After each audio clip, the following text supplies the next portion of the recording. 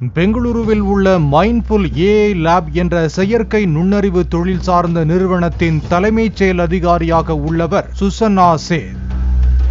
இவர் கணவர் வெங்கட்ராமனை பிரிந்து பெங்களூருவில் வசித்து வந்த நிலையில் 4 வயது மகனை கோவாவுக்கு அழைத்துச் சென்று ஹோட்டலில் வைத்து கொலை செய்ததாகவும், சிறுவனின் சடலத்தை பையில் அடைத்து காரில் பெங்களூருவுக்கு கடத்திச் சென்ற வழியில் கைது செய்யப்பட்டதாகவும் போலீசார் தெரிவித்தனர்.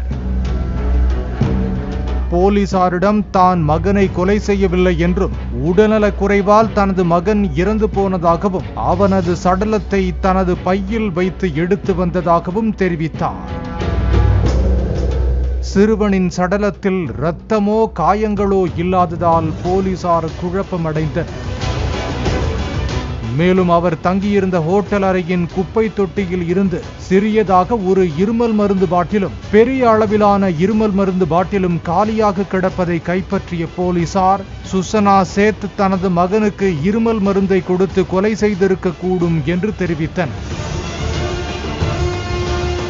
மேலும் இருமல் மருந்து குடித்த பின்னர் ஒருவேளை சிறுவன் உயிர் பிழைத்துக் கொண்டால் என்ன செய்வதென்று யோசித்து சுசன்னா சேத் தனது கைரேகை படாத வகையில் துணியாலோ அல்லது தலையணையாலோ சிறுவனின் முகத்தை அழுத்தி கொலை செய்திருக்கலாம் என்றும் போலீசார் தெரிவித்தனர்.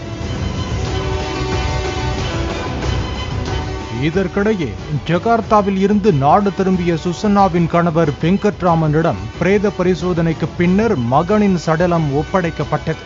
பிணக்குழாயில் சிறுவன் தலையணையால் அழுத்தி கொலை செய்யப்பட்டிருக்கலாம் என்று கூறப்பட்டிருப்பதாக வெங்கட்ராமன் தெரிவித்தார். தொடர்ந்து சுசன்னா சேத்திடம் கோவா போலீசார் விசாரணை நடத்தி வருகின்றனர்.